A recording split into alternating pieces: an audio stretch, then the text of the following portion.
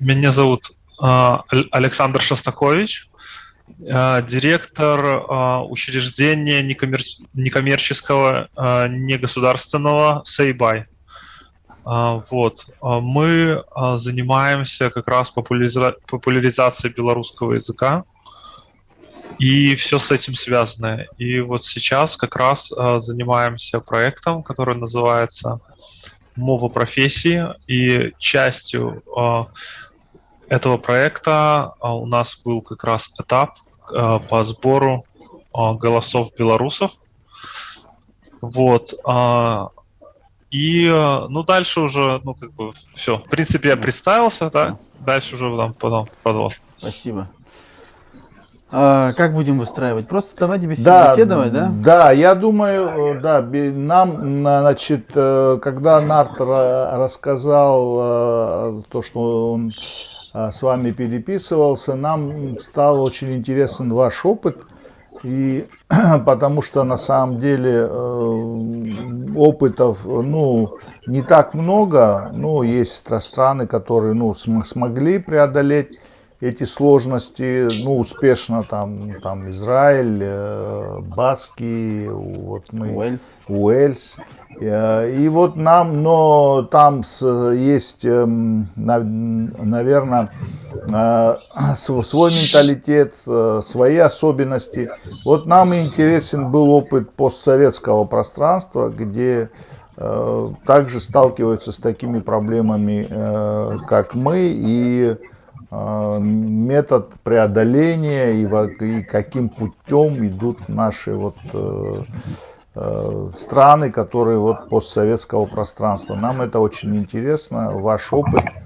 И мы готовы рассказать о своем, чтобы, тоже, если вам интересно, и подчеркнуть ваш опыт, как вы ведете работу, потому что, в принципе, у постсоветских людей менталитет похожий, и проблемы, в общем-то, многие очень схожи.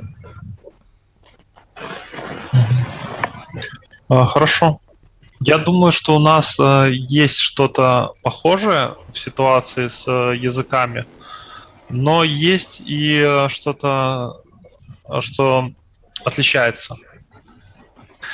Например, вот вы сказали, что у вас сейчас падает, в принципе, пользование языком. Да. Извиняюсь, периодически буду подбирать слова, потому что на русском языке не так часто разговариваю. У нас, получается, у нас сейчас идет рост. Мы уже прошли тот этап. У нас также был такой этап, когда русский язык фактически вытеснял на белорусский язык, потому что считалось, что это более перспективно, зачем знать свой родной язык, когда может и в России больше людей живет, и в общем, это считалось престижнее.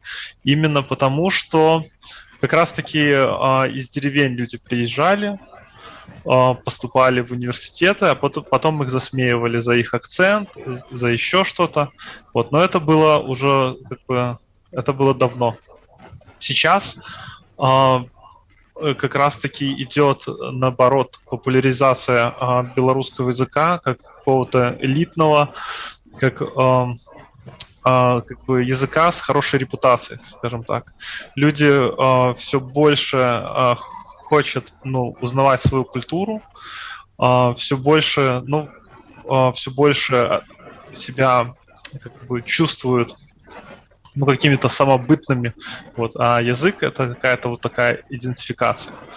У нас, например, очень часто корпорации разные международные используют белорусский язык, например, в качестве рекламы, в качестве своих маркетинговых коммуникаций.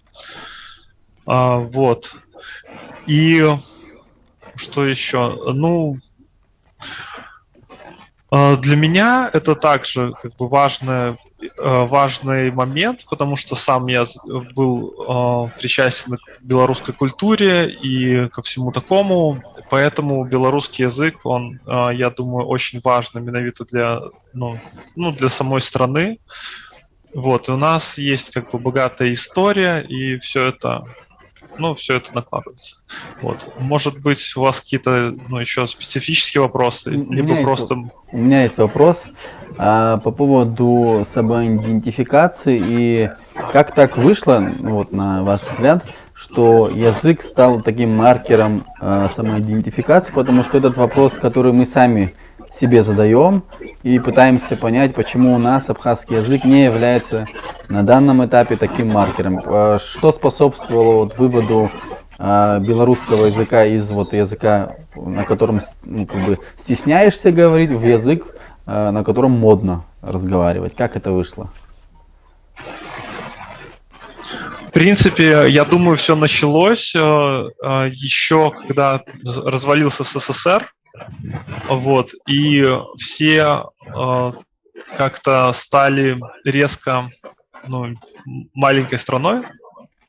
Вот была здоровенная страна, потом стала маленькая, и потом разделились, ну и люди как бы путешествуют, и все это, ну, разделилось. Вот, раньше думали мы вот то же самое, что и Россия, вот. Но теперь я думаю, что абсолютное подавляющее большинство считает себя белорусами и гордится этим. Вот. И потом они начали задумываться, что значит быть белорусом, и как бы белорусская мова. И еще вот один важный момент. Это все как бы, это все происходит вот последние годы. Оно все как бы растет, растет, растет. Например, для школьников когда-то белорусский язык был просто как, ну, какой-то предмет, который никому не нужен. Вот. Зачем его, в принципе, учить? Как сейчас у нас. Вот, я и думаю, что как раз у вас вот тот этап, который мы прошли. И у нас есть какие-то популярные СМИ, там интернет-ресурсы, на которых вот сидит вот эта масса людей, которые как раз-таки по их можно наблюдать, насколько у них меняется само отношение к языку. Если раньше вот это как раз и было, ой, там, зачем это учить, никому не нужно, то сейчас все кардинально поменялось. Вот, сейчас все знают, для чего его учить, и значительно больше людей как бы симпатизируют белорусскому языку.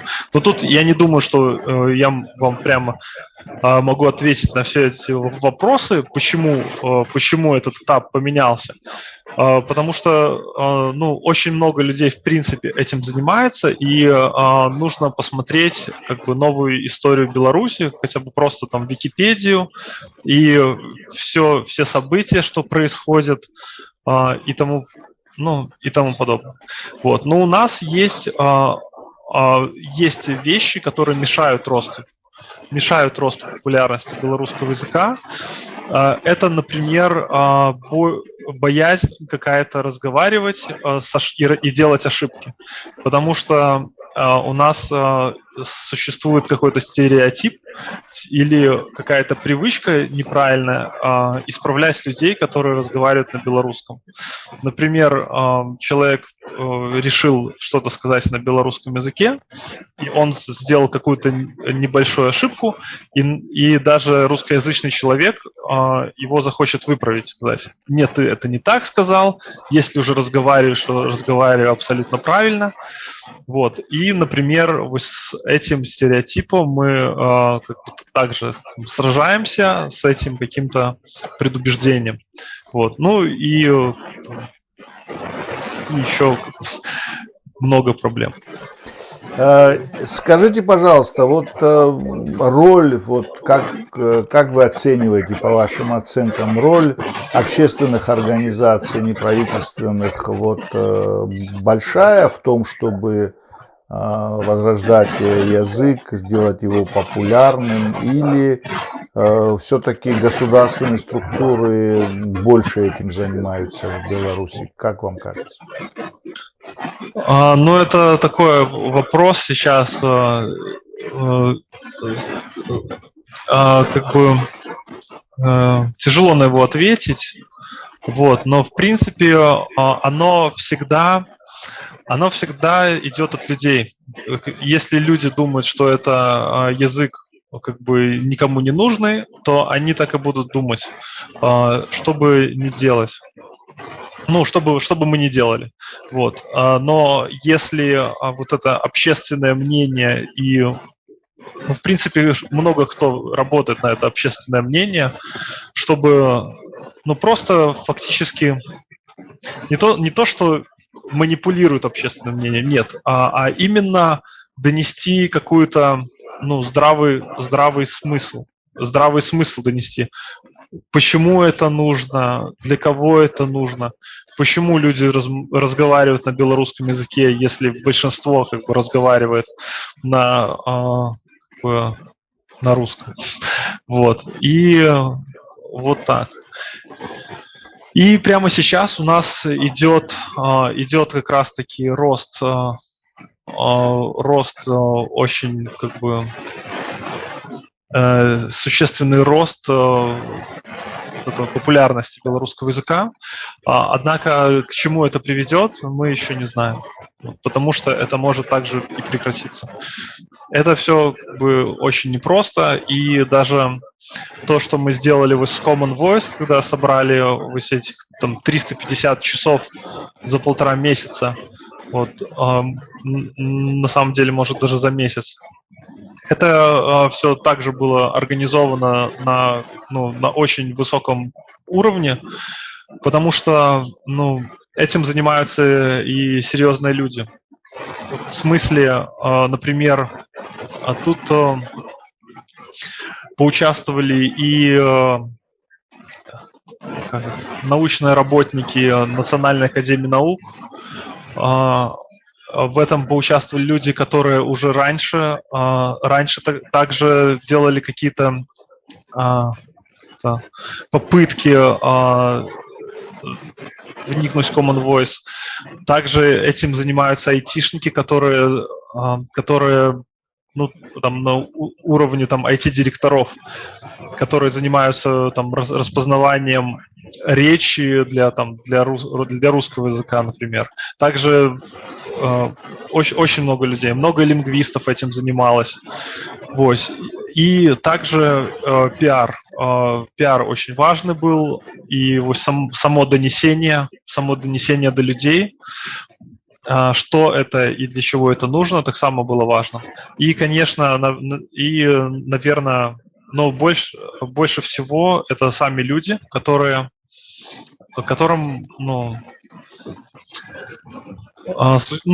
им это просто нужно было именно в этот момент, и именовито, извиняюсь за белорусскую, именно в этот, менавіта ў гэты момент, так. Есть ли условия для того, чтобы выучить язык? Созданы ли вот так сеть таких вот языковых центров или в школах, или как это вообще сейчас функционирует? Школьники учатся в школе, у них есть белорусский язык как предмет. Есть белорусские школы, белорусскоязычные, но их меньшинство. Но если человек очень хочет туда попасть или отдать своего ребенка, а такие люди есть, их много, вот, они отдают. Но тогда получается, им приходится, например, дальше ездить. Вот. Сейчас вот, как раз такая ситуация, что, вот, например, я отдал свою дочь в белорусскоязычную гимназию, и некоторые люди, чтобы туда попасть, каждый день с другого конца города ездят, отвозят своих детей, чтобы они учили, чтобы у них было качественное образование, и оно было на белорусском языке. Вот. И также, если посмотреть на контингент людей, которые, эти вот родители, также видно, что там разные там директора, разные там культурные работники и так далее. Люди с высшим образованием. Вот. И насчет того, что учить белорусский язык, сейчас с этим очень сложно. Особенно, когда вы уже не подросток, когда вы уже не в школе, вы уже не в университете. В принципе, курсов, наверное, уже и нет никаких белорусского языка. еще недавно были, но их закрыли. Вот. И вот мы хотим сделать автоматизированный, как раз таки, автоматизированный путь, как научиться именно разговорному языку и, в принципе, разговорному языку, так? Что это значит, что тренироваться разговаривать и также слушать белорусский язык. Понимать белорусский язык и разговаривать. Вот. Пока что мы именно, например, чтение или там письменный язык, мы это пока что не делаем, потому что там все сложнее. Там уже начинаются разные там правила, исключения, грамматика и так далее. Вот. Так что я думаю, что в сравнении с вашим языком у нас, я думаю, что в некоторых вещах хуже положение. В плане, может быть, меньше людей даже разговаривают на белорусском языке. Александр, вот вы затронули вопрос по поводу гимназии белорусской. Там все предметы на белорусском имеется в виду? Физика, химия? Все. Все предметы. Все предметы. А программа, она с российской программы, да, переведена? Предметы переведены с российской программы? Наверное. Но у нас же есть свое Министерство образования, которое готовит это все. Там, сложно сказать, что с чего переведено, просто есть программа на 2 языках. Вот. И такая гимназия, она не одна, их много, но как много? Может быть 5-6, и я просто навскидку говорю. Вот. Есть еще белорусскоязычная школа. И в любой русскоязычной школе также есть предметы белорусский язык, белорусская литература. Вот. Но, например, еще недавно, лет 10 тому назад, история Беларуси преподавалась по-белорусски, но теперь уже по-русски. Вот. И у нас еще более того, например, детские сады, есть белорусские группки. Их уже сотни, их очень много, но уровень белорусского языка там разный. Бывает, например, что разговаривают воспитательницы на белорусском языке, а бывают они не разговаривают, но занятия ведутся на белорусском языке. Вот. А университетов белорусскоязычных у нас в принципе нет. Вот. Чем дальше, тем белорусского языка официального, тем меньше. Я хочу комментировать. У меня вот такая идея возникла из своего точки зрения. Вот насколько я понимаю, что Белоруссия, как в цифровой сфере, она хорошо находится. Да. И вам не кажется, что в самых последних годах, вот как много приложений, как Telegram, и WhatsApp, Facebook, мне кажется, много вот такие приложения и Google, которые уже есть переводен интерфейс на белорусском мове. И не только это. Вот, например, есть у вас тоже переводчик. Сейчас, допустим, если я хочу что-то узнать на белорусском языке, вот отсюда я могу просто зайти Google переводчик, и там, мне кажется, есть белорусские мовы также. Поэтому это большой плюс. Я не знаю, если там есть голосовой, но если есть еще голосовой, вот это проблема. Поэтому как раз-таки, что нету голосового нигде нету распознавания белорусского нормального, мы этим и занялись, и закрываем эту несправедливость, скажем так. И вот то, что я хочу сказать, вам не кажется, что это поднимает, именно это одна причина, почему поднимался белорусский престиж?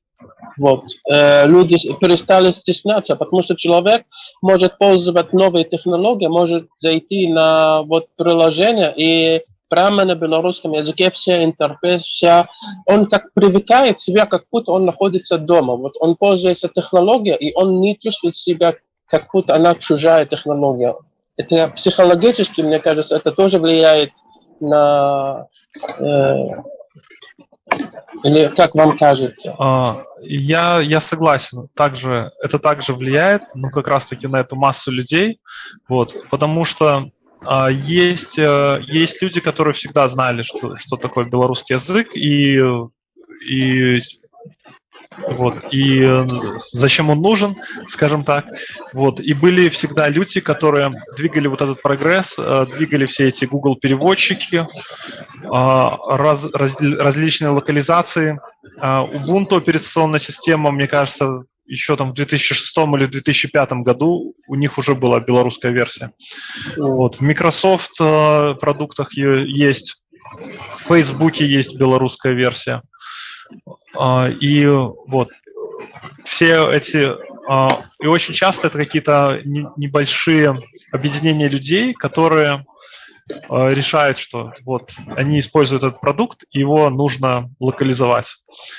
И у нас, в принципе, как бы айтишная сфера очень развита в Беларуси. И айтишники как раз-таки любят белорусский язык. Вот. Поэтому у нас с нами также работает много айтишников, которые нам помогают. Вот. Ну и я, в принципе, также айтишник.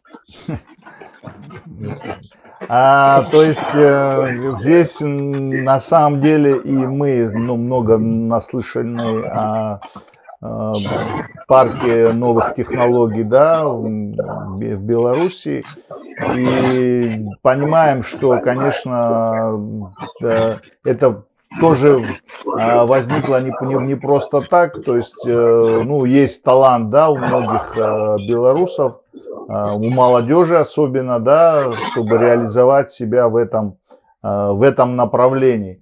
Вот как вам кажется, вот, то есть, есть ли такое сегодня убеждение, да, то есть, ну, если развивать IT-сектор, то, значит, это фактически быть интегрированным в мировой экономический процесс, да, можно так сказать, да. То есть билингвизм помогает участвовать в этом процессе, да, то есть знание белорусского языка не мешает стать айтишником, не мешает быть продвинутым, быть интегрирован в мировую экономику. Как раз когда вот происходит эта интеграция людей, так, в международную какую-то сферу, в международные коммуникации и так далее, тогда и начинают люди очень часто понимать, что белорусский язык важен. Вот. Причем наш IT-сектор и очень много айтишников, чтобы вы понимали, они работают не на Россию в основном, они работают на страны Запада, на Европу, Америку и так далее. Больше расширяется кругозор у людей.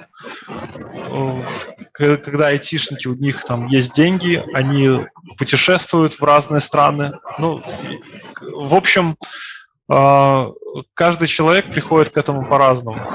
Очень много людей понимают это, когда находятся за рубежом. Вот, они там съездили, попутешествовали, смотрят, так, есть разные страны, в разных странах свой язык. А чем он, например, отличается от русских?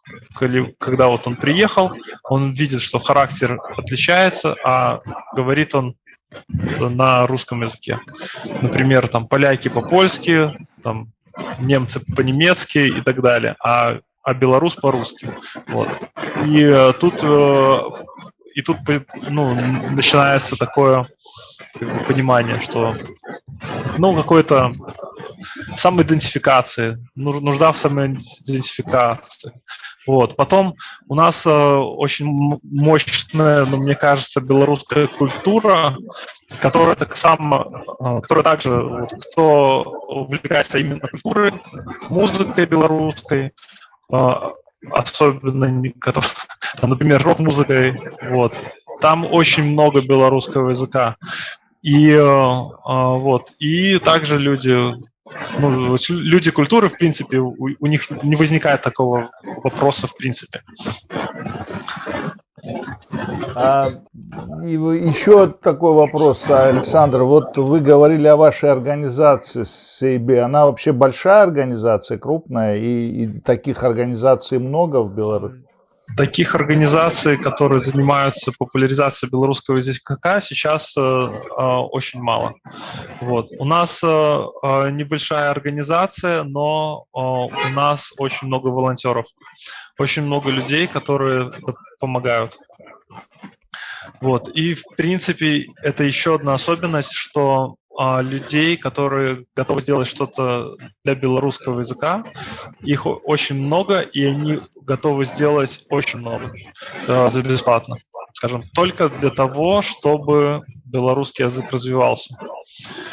Вот. И, скажем так, именно репутация белорусского языка сейчас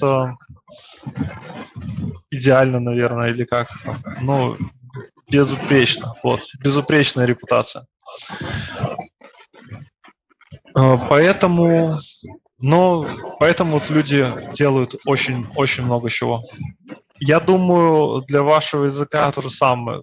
Ну, есть люди, которые готовы что-то сделать, и главное, чтобы они видели, что от этого может быть какой-то результат, или что делать. Ну, в общем, оповестите этих людей. Вот у нас получилось в этом проекте с озвучиванием оповестить широкие массы людей, что они могут сделать для белорусского языка. Вот, поэтому мы так и позиционировали, что вот, будущее белорусского языка в вашем голосе. Вот, что зайти, озвучить. И тут снова я уже говорил, что есть такой нюанс, что люди исправляют. Ну, когда там кто-то говорит по-белорусски, бывает, исправляют, что так не сказал, это не это сказал. А когда разговариваешь с компьютерной программой, то тебе этого никто не скажет. И Common Voice как раз-таки такая тренировка. Вот, человек тренируется, разговаривает, записывает. Есть несколько попыток, там хоть там миллион раз так, перезаписывайте свои там голоса, вот. А другие люди, они проверяют. И тут получился такой эффект, что, во-первых, можно сделать что-то для белорусского языка, а во-вторых, видишь, что таких людей, как ты, тысячи. И ты можешь послушать эти тысячи голосов, которые, например, сейчас я выйду на улицу, я буду разговаривать по-белорусски, я этих 1000 голосов не встречу.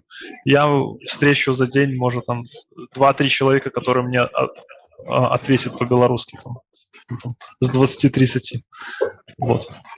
Поэтому тут очень много эффектов, и все эти эффекты можно как-то использовать именно для популяризации языка. У нас возникают какие-то препятствия в наш проект. Один из них из Common Voice, там они ограничивают, чтобы текст должен быть исходный текст без авторских прав. И вот у нас проблема о том, что очень мало текстов, практически нету, вот абхазский язык, который является без авторских прав. И у нас такие вопросы возникают, когда мы с кем-то пытаемся разговаривать, объяснить, что нам нужна ваша книга. Если вы можете отдавать это без авторских прав и подписать какую-то форму, им как-то это непростая задача. И вот я хочу спрашивать, как у вас получается, вот как вы смогли с радио FM договориться, чтобы они смогли, получается, весь их веб-сайт вам отдать без авторских прав. Как вы смогли им убедить это? Это еще одна особенность, нам не нужно их убеждать, они сами готовы для белорусского языка сделать все, что они могут. Вот в чем. вопрос. Также вот в Википедии, не знаю, есть ли у вас своя Википедия. Вот мы У нас брали очень мало. Абхазское мы брали- то есть вы говорите о белорусской Википедии, да, на белорусском языке? Ну, у нас-то я знаю, что у нас в Википедии все в порядке. Вот я про вашу Википедию больше. Сколько у вас там? У нас очень мало, Очень мало материала. совсем мало, да, совсем мало. Ну вот, у нас получается две Википедии белорусских с двумя разными модификациями языка, можно так сказать, с двумя разными грамматиками, скажем так. Вот. До так званой Трошкевица и академические. Вот, официальные и как бы неофициальные. Потому что в советские годы происходили реформы белорусского языка, чтобы его приблизить к русскому языку. Вот. И одна Википедия как раз-таки на аутентичном правописании, а другая после всех этих реформ. Вот. Но мы используем как раз, официально, скажем так. Ось. И получается, что да, ось, очень мощная именно подготовка вот, для белорусского языка, вот, для Common Voice. Но я вам скажу так, у нас также есть такая проблема взять эти предложения где-то, потому что Википедию уже озвучили. Дальше вот еще с 2 СМИ будем брать. И также мы брали авторов, которые уже умерли больше 40 или 50 лет тому назад, у которых авторские права уже не распространяются. Вот. И также мы брали вот эти тексты с сайта, с которого нам, конечно же, люди сразу же позволили это, так сказали, делайте все, что хотите. Вот, потому что такая именно специфика, такой вот сейчас авторитет белорусского языка. Вот, если что-то делаешь для белорусского языка, то все будут помогать, все, кто может. У меня вот вопрос. Из всего того, что вы говорили, и того, что мы знали до этого, для использования Common Voice у белорусов есть определенные преимущества. Это вот технологическое, развитое сообщество, да, то есть айтишники и так далее. И вы говорили, что еще была такая пиар-подготовка в медиаресурсах. Но мне интересно, как вы все-таки выстроили вот эту работу, что за месяц-полтора добились таких результатов 350 часов записи. Вот подробнее как-то рассказать, как все-таки работа была выстроена со всеми задействованными лицами, да, вот как бы вот и волонтеры и так далее, так далее. Вот как это было? Сначала, в принципе, мы знали, что нам нужно будет распознавание белорусского языка. Также мы, еще вот до анонсирования основного проекта, начала разработки основного проекта, мы думали, что это может быть с распознаванием или это может быть без распознавания, но много людей откликнулось, кто может помочь. Дальше нам нужно было собрать этот датасет. У наших научных разных работников, у них был датасет на 60-70 часов уже, который они собирали несколько лет. Вот. На базе его мы уже сделали какое-то распознавание. И дальше нам нужно было собрать больше датасет. И как это сделать, как раз-таки подсказали люди, которые присоединились к команде, которые занимались распознаванием, сказали, вот есть такой Mozilla Common Voice. Вот с этого всего и началось, что тут, получается, мы можем сделать и себе, и, в принципе, на будущее всем белорусам. И это как бы важный нюанс, скажем так. Дальше люди, которые уже там знакомые знакомых все там пособирались, кто про Common Voice что-то делает, что-то готовил. И получается, что в Common Voice можно там загружать свои какие-то предложения, и потом их там два человека должны подтвердить. И чтобы активизировать белорусский язык, нужно было локализировать сам Common Voice и загрузить 5000 этих предложений и их, подтвердить. Вот. Но есть альтернативный процесс через там pull-реквесты, где можно взять какую-то массовую здоровенную выборку, и, вы про это знаете, да? Взять эту массовую выборку и случайным образом выбрать какой-то процент, его подтвердить, и тогда вся эта массовая выборка, она войдет в Common Voice. Вот. Мы локализировали сайт, и пока все это происходило, мы планировали также пиар и все, готовили свои пресс-релизы и так далее. Вот.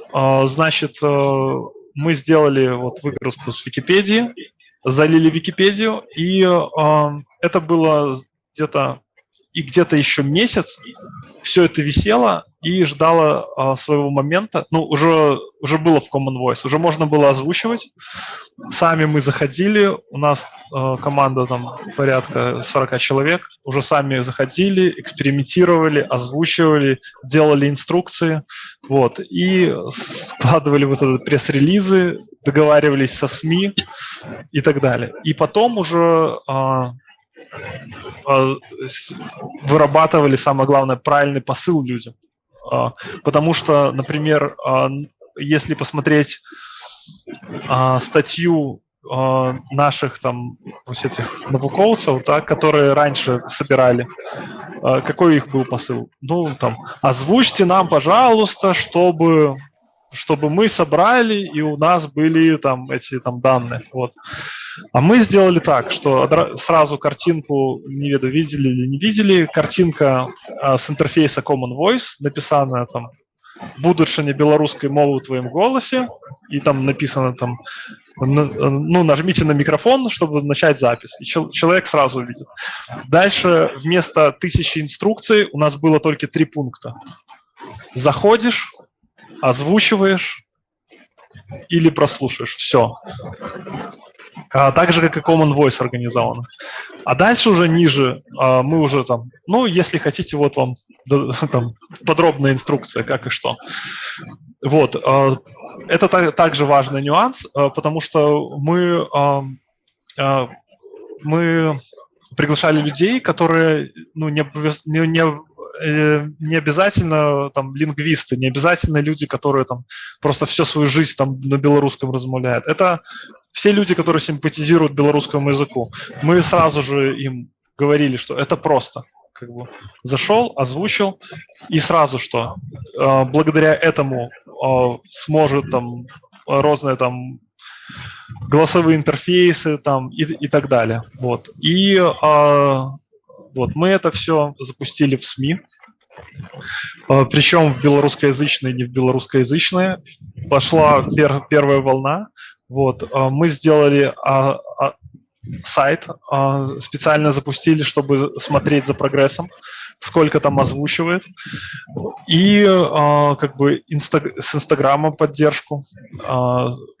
Сделали Телеграм-чат, в котором люди могли бы общаться и как что озвучивать, как что проверять.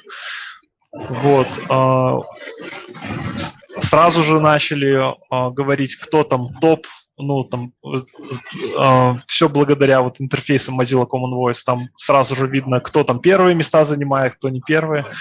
Это также подогревало интерес людей. Вот. Если бы мы просто запустили и дальше ничего, не было никакой подтрынки, то, я думаю, мы собрали бы в 2 раза меньше, как минимум.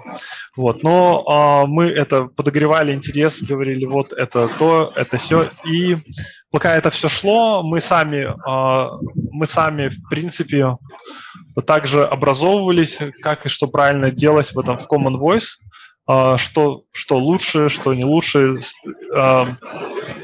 Делали маленькие там инструкции, как там проверять, например. Вот. И дальше, ну, также еще в СМИ присылали пресс-релизы. Теперь уже какие-то там публиковались, не публиковались. Вот. И поддержка в СМИ, чтобы вы понимали, у нас была, в принципе, самые главные белорусские СМИ, нас поддержали и это опубликовали. Вот. И под конец мы еще сделали интересный рывок. Ну, важный нюанс – это то, что релизы Common Voice, которые голоса загружают, они раз в полгода.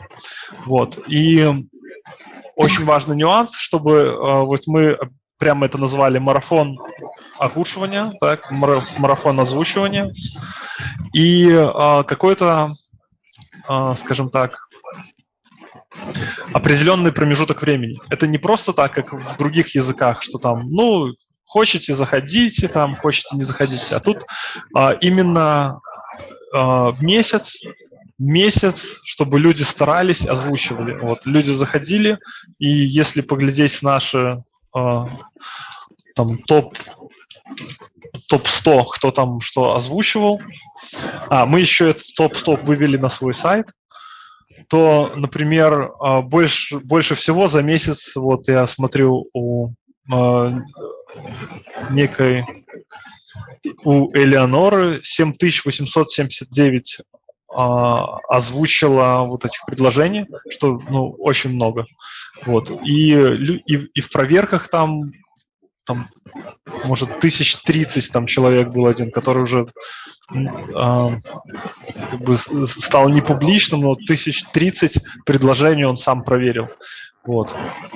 Мы это все подогревали, и еще под конец запустили интересную акцию. Мы решили наградить топ-100 людей в прослушивании и в начитывании значками «Донор белорусской мовы». И это также все взлетело вверх. Причем мы это сделали на последних несколько дней, и также там началась очень большая активность. Вот. Людям очень понравились эти значки. Мы еще подключили партнеров коммерческие компании, в которых этих выдавали значки. И компаниям этим понравилось, то, что люди к ним приходят за такими значками. Ну, какая-то, скажем так, мелочь, но она людям очень приятна, скажем так. Я хочу сказать, насчет то, что я слышу от вас, получается, что у вас успешно получилась экосистема вот, вокруг Common Voice, вокруг этой проекта.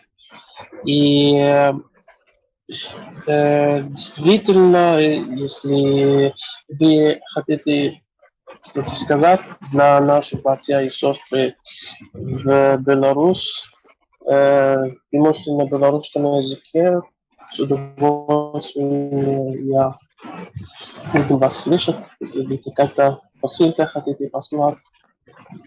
Я перешел на белорусский язык в 30 лет. До этого разговаривал по-русски и как бы и думал по-русски и так далее.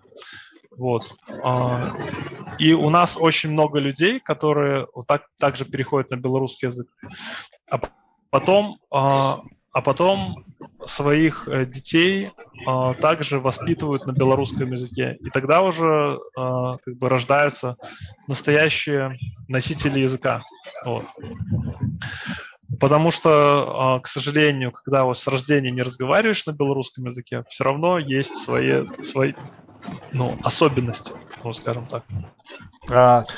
Вот к связи с этим, считаете ли вы, что белорусский язык все-таки уже стал городским языком города?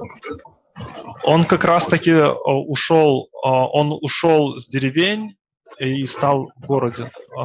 Где-то в западных деревнях он есть. Вот. И также у нас есть же две религии основные, это католицизм и православие. У католиков белорусский язык, он основной. И все как бы на белорусском языке. и в Западной Беларуси его как бы больше католиков. Там еще в деревнях, ну хотя все равно они стараются на русском. И есть такая шутка, которую я, когда приезжаю в деревню, очень часто говорю людям, это я вот разговариваю на белорусском языке, а раньше как раз-таки считалось, что белорусский язык это город, это язык деревни. Вот, и я приезжаю к ним и разговариваю с ними на белорусском языке, а они говорят со мной на русском, но с белорусским акцентом. Вот. И ну, как бы глаза вот такие обычно. Вот. И моя самая популярная им шутка, говорю, так в Минске уже давно все по-белорусски разговаривают. Она, кстати, довольно актуальна, эта шутка для Абхазии. Ну, тогда я предлагаю завершать эфир. Я предлагаю сделать это таким образом. Ну вот как бы мы даем, Александр, вот вам на белорусском кое-что сказать, ну, попрощаться и с нами, и со зрителями, а потом я завершу эфир на абхазском языке, чтобы звучал и ваш язык, и наш язык. Шановне господарство, зичу вам, каб ваша мова гучала і ў вёсках, і ў гарадах, і усяго вам найлепшага. Я, кстати, понял. Спасибо. Итабуп дарадза, итабуп языдзируа, итабуп хаяхват хэпиасыз, Александр Шостакович. Дарадза яхахо информация хайтит хаскуяна гойд. Итабуп нарт триш, ихо тыглаза шуштирует, чимазара, убысшукоге нарт юнимте тада хачсажмет. Итабуп яхахо фузыги, итабуп леван, абзираз, абзираз, حب شكر الله يبقى الخير.